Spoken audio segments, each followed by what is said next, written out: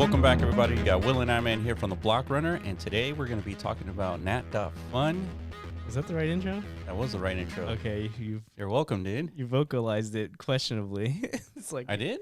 I felt like I thought there was like some confidence behind that.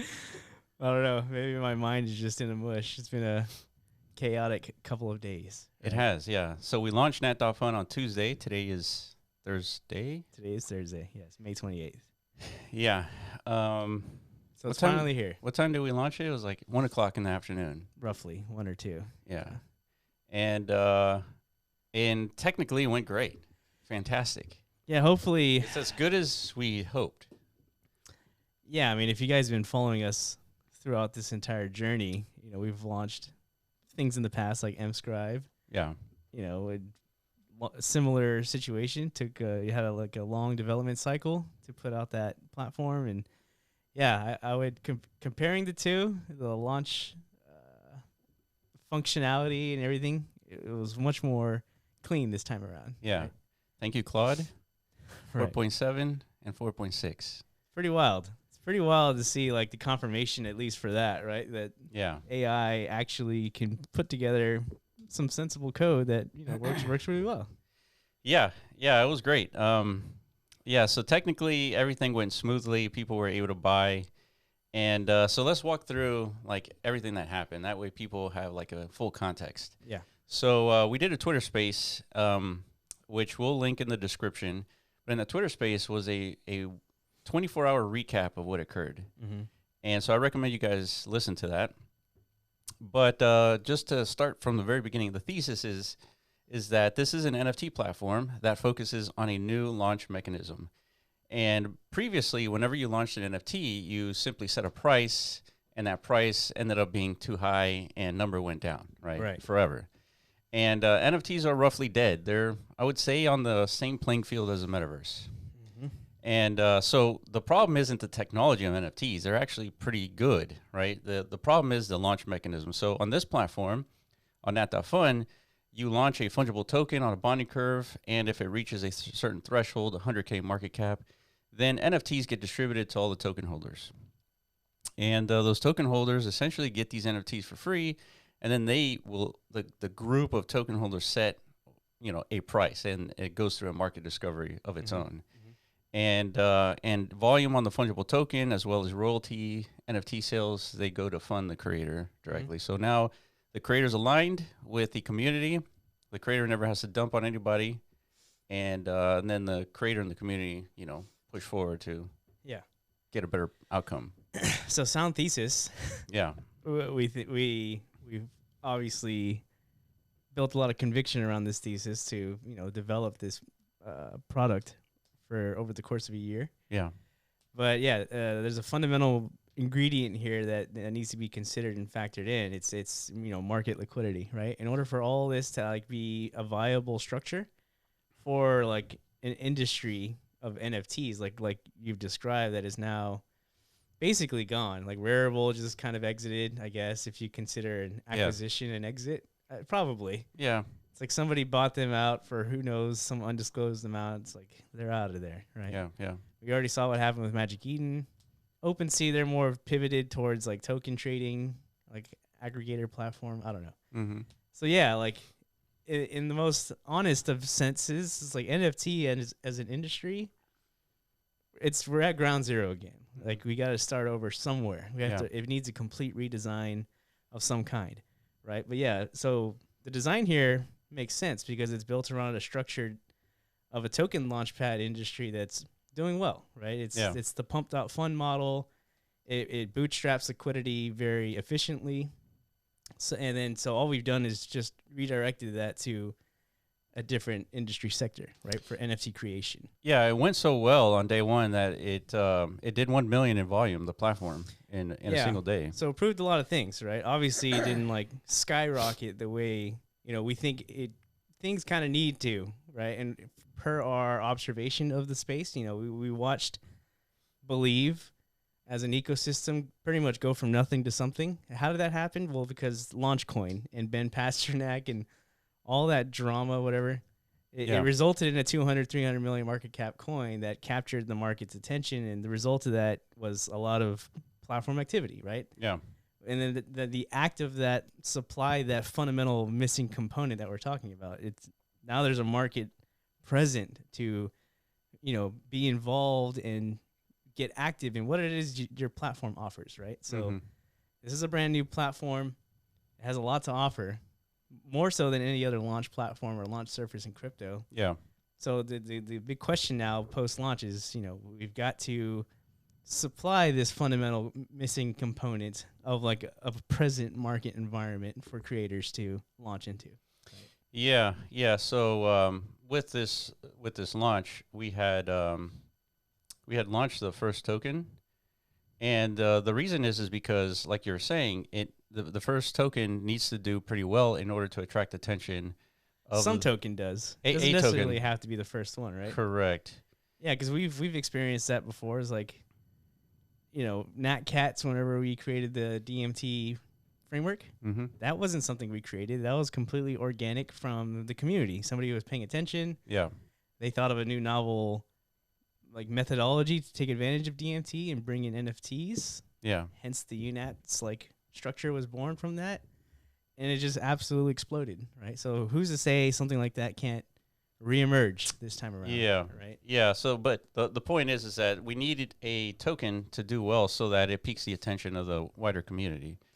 And so we decided to launch this token to be that. And it did well initially until, let me see if I can zoom in here. It did well, did basically 1 million in volume in a day. The problem is that there were 10 transactions to graduate this thing, and one of those transactions was a purchase of 80% of the tokens. Yeah, it was a big problem. And so shout out to the Chinese man who did this. So good work completely wrecking this whole thing, but it's fine because it doesn't depend on one token. So, but yeah, this is what it looks like. So as you can see, this platform, if you've never seen it before, it's very similar in terms of layout. It's very familiar. There's a swap widget over here, so you can buy or sell. And this is buying and selling into the pool. And once it graduates, then it goes into a more mature DEX environment where you can buy and sell the token there. But upon graduation, these NFTs get distributed. So let me kind of scroll this away. All these NFTs get distributed. So they are all the same for now because the intent was that we would have the community sort of develop this collection using the tool that's embedded within the platform. But this is sort of the front-facing, concept of a collection. And these are real NFTs. You can see that they're all minted, and someone's holding it. And you can actually see what that looks like if you go to holders, and I zoom in here. Someone is holding 14% of the tokens here, 1%, and there's 10 holders. Let's see, go to UNATs. There's essentially 10 holders holding the NFTs, which means that there are 10 people who minted in the bonding curve. Yeah. So clearly, as soon as we pushed the tweet, someone got too excited and just bought the whole thing. Yeah, they dumped their whole load into this launch, which, it makes things unideal for, again, what it is we wanted to demonstrate with this token. Because we think, signaling to the market that there is, again, a new NFT market launch mechanism and a new creator sustainability pathway towards that did not exist pre this token, right? And so the intent is to launch it, have it do well because it represents DMT, it's the ticker is DMT. Yeah. This image here is just something fun that kind of encapsulates the feeling that gets invoked whenever you're take the DMT pill, right? We've talked about it a lot. It's quite a deep hole of crypto existentialism, if you will. Yeah. It has a cool website too. Yeah, everything is implied in this kind of initial intent. Have you seen this, TJ? I have. Okay. Yeah, so it's all here, right? Even the lore, the breakdown of the whole history of DMT. But again, because of the the scenario of the launch, it's like not something you can really we can't embellish upon. Yeah, we can't push this token if like one person holds the entire supply. It's a shame, man, because this aesthetic is super cool. Yeah. Right. So the concept here is here's the vibe, at least that we kind of put out there, but this is not like some sort of finalized design or anything, or lock into like what the collection has to look like, right? That's kind of the point of the Vibathon. It's like it's in the air, it's in the open. Yeah, that's why we came up with like this 3-eye concept, because it's like non-arbitrary tokens. It's like, wait a minute, you could actually do tokens that are non-arbitrary. That's the third eye here, and like there is no form with this character, so the idea was that people would come up with what this character actually looks like. Exactly. At least to start with. I mean, you could do something else in this. For a Vibathon. Yeah, and then again, to just kind of add on to the intent behind this whole, V1 launch, because this is going to be a feature, this Vibathon thing. Right? Yeah. So it's like you want to demonstrate through a token that blocks out, therefore it distributes the UNATs, which are in the form of Bitcoin blocks per the pattern that was selected by this deployer, which was us. And then like the full spectrum of the experience, right? From token launch to UNAT distribution to now we all hold some of these blocks to a Vibathon happens. Now we know what these blocks will, based on who wins that Vibathon, we know what these blocks will contain. Yeah. Once we all collectively unbox them at the same time, right? Yeah. That would have been like a really cool moment. See, yeah, we missed out. Like this particular gentleman who screwed it up. That was the whole... Really messed it up, because there's a whole unboxing experience that nobody got to experience. Right. It's only 10 people can experience that. Yeah. Well, really, it was just one guy, because he holds basically all of them. Yeah. So that's not... So there's some issues here, like, across the board, right? This is what people claim is the biggest systemic issue to, bonding curves in general. They're just too easy to snipe and bundle and all that, right? Yeah. So the only thing we could do now, or at least what we think we could do, what we talked about yesterday on the Twitter space, is to relaunch this thing, but at a higher market cap threshold, which the platform enables. Right? Yeah, yeah. So we would probably launch another token, and it would be probably at 1 million market cap. Instead of 100K. Instead of 100K. So at 100K, you need roughly about $20,000 worth of liquidity, and that's all that's needed to graduate. So at 1 million, you need roughly 200,000 in liquidity. So a 10x is the friction, if you will. Yeah, friction to buy people some time to go and buy into in the bonding curve. That way, the whole point is you buy into the bonding curve and you get an inventory with NFTs inside. And once it graduates, that inventory turns into real minted NFTs. Yeah, and then there's a whole experience there to discovering which one's in your block, right? It's not only is the block itself valuable, right? You could speculate just on the block itself. Like, what's the block number? Yeah. That in itself has value. But, like, of course, figuring out what's inside it's the real nugget of juice, right? Yeah, so I'll give you guys an example. I'm going to go to my profile, and I have Taro here. So I bought some Taro. Let me see if I can jump into it. And I think I bought a block. So here's a good example of a creator who's developed a vibe for tarot cards. And this particular element is called Tarot Test, right? That's the name of the element. So it is a pattern that is found on Bitcoin where that pattern occurs only 78 times. Yeah, that's crazy. I've never seen a block pad this miniature. Yeah, so I'll show you the full block pad here. It's kind of adorable, actually. Yeah, this is what 78 blocks look like. That's awesome. Yeah. So these are the only blocks in the whole 17 year of Bitcoin's history that have emitted this pattern. Yeah, and so here's the 17-year history of Bitcoin. Yeah, there they are. Each mark, and you can kind of zoom in, each mark is the existence of that pattern, right? And so I have one. I believe I can, here's my inventory. So I got block 787878. Damn, not 676767. No, I was close. That one exists, by the way. Let me see. It's I don't know if it's been claimed or not. 67. Yeah. Oh, someone claimed got it. 6767. So you don't actually claim it. It's random. Right? Yeah, it's random. So whenever you buy in, you have to buy in at a percentage that you get allocated this block. So when I bought in, it was maybe around $250, something like that. Yeah. Worth of coins. Worth of coins, yeah. So, but if you had more, like for example, in the for example, this one, Cash, this has 10,000 blocks, right? Yeah. So this one, it's much easier to secure some claim of at least a block, right? Meaning like you'll have to pay way less in tokens. Yeah, buying $5 worth, you get like 3 or 4 token or 3 or 4 blocks here, Probably, or more. It depends on where the spot price is along the curve, right? So this is all part of the design. This is what we mean by a new NFT distribution mechanism. Like it's completely novel and new and interesting, right? But we need the market, like you were saying, the broader market to pick up on that. Yeah. And again, per our observations, there's typically only a couple of ways to do that. Either you pay a bunch of KOLs to like sound the alarms if there's something new, to point, the gaze of the market at something. Yeah. Which we don't do that, right? Yeah.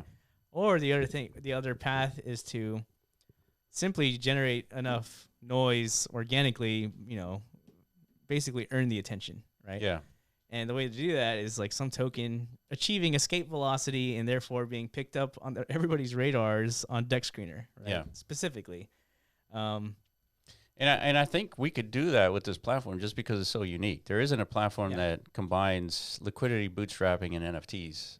And Bitcoin, DMT, all that. Yeah, there's a lot here, right? So yeah, the good news is it works flawlessly, basically. Yeah, as close to as flawless as it can get. And there's been a lot of good, positive feedback here. Yeah, very low support tickets. Like people were very low. We were surprised by that. People were not having like too much of a hard time. I think some people on mobile had some wallet issues. That's about it. Yeah. But generally, everything works, and that's great. That's a great foundational starting point. But now it's all about, okay, how do we achieve that escape velocity mass market awareness event? And we think pulling off an actual Vibathon, we'll do that. So the analogy that I think you beautifully illustrated was when Elon launched the first rocket, it exploded. Yeah. And correct. so this rocket we launched exploded. I would say. I mean, just look at the chart. Let's so let me go to. So it went up. It was flying. It's flying. It's like, holy something shit. happened. Literally, this is like maybe 10 minutes. Yeah. In 10 minutes, it went from 0 to $1 million market cap. 1.3, it says. Maybe like 30 minutes. But yeah, basically. 30 minutes? Yeah, they think these are 5-minute candles here. Oh, 13:55 to. Yeah. Yeah, maybe basically 40 minutes. Yeah, and then it's like, oh shit, somebody has 80% of the tokens. Yeah, and then let's zoom out. It's like not good news, lads. Yeah. And then rocket ran out of steam and came just like cratering back down to Earth. Yeah, pretty much. Yeah, so we got to launch a second rocket, right? That's what I'm implying. I mean, I think Elon would do that. I don't think after the first rocket failures, I guess it doesn't work, guys. I guess we're not going to Mars. Yeah. Fuck it. I guess humanity's stuck here, dude. Fuck it. Yeah. So we gotta attempt some sort of new rocket design, right? With some new Falcon design. Yeah. Right? Something that will go up and come back down and land properly. Yeah. Yes. So put it in the comments section down below. What do you think? Should we launch another token at $1 million market cap? Set a date at some point in the future. Let's say like, I don't know, next week, 2 weeks from now, whatever it is. Mm-hmm. And then we push the button on launch, and we get everybody to go on the same page to get in. Yeah. And another thing to factor in there is, because we launched this, we're going to be using the creator fee allocation from this token to supply as like the initial bounty for the next Vibathon. Yeah, so both tokens. So this token here will be used. It's probably generated like $10,000 in like creator fees. Mm-hmm. And so we use those creator fees on the next token to add to the pot for anyone to earn those creator fees to be selected as the art creator for this. Yeah, so there's called the Vibathon. Yeah, so there's going to be some time involved in not just allowing people to get familiar with the Vibe Studio, improve the Vibe Studio so that people can iterate more effectively, but also build in that feature that allows people to vote and all that stuff, so that whenever and to like preview all the vibes that are like in the in the race. Yeah, so it's an uncapped like pot, right? This, if it gets a lot of traction and a lot of volume, it could go to 100,000 easy. Yeah, I mean, within 1 day of trading of this token, that again was a failure of at launch, like it generated $10,000. Yeah. You know, if the next one's not a failure, it could generate easily 10x that. Yeah, yeah. And that's up for grabs basically. That or the 10 grand plus whatever that number ends up being. Yeah, yeah. Even if it's, so it's at a minimum 10 grand. So, yeah, we think that's a cool story. Again, at a time in, man, crypto's low points. If you spend any time on crypto Twitter, it's truly devastating. It's truly depressing out there. Watch our podcast. We're going to go deep into the devastation. True. There's a lot of sadness out there. Even the bankless guys have kind of like given up. They're done. It's wild. So, you know, somebody's got to try something, right? So we're trying to put something out there that we think is it's a good look for crypto. Like people are creating again, people are inspired and motivated to, you know, put forth something of effort, you know, using these rails. Yeah. All right, let's call it here. Yeah. So let us know in the comment section below. What do you think we should do? Should we launch the next token? And give us your thoughts on the platform. Have you launched a token? Have you created a vibe? By the way, you can connect your agents completely for free to start building a vibe and launch a token. It's less than $1 to launch. Mm-hmm. But yeah, if you have any other thoughts, let us know in the comment section below. I appreciate you for watching, and we will catch you in the next video. Peace.